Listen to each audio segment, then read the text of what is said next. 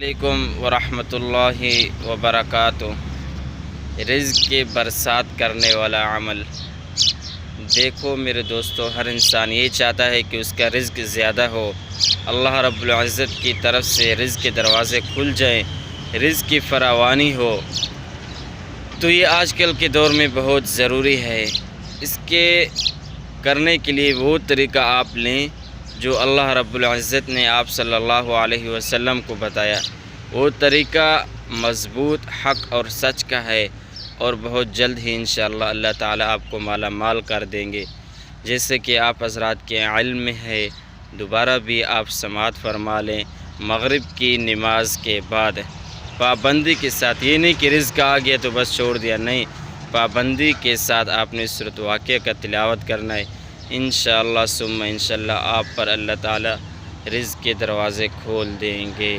جزاک اللہ۔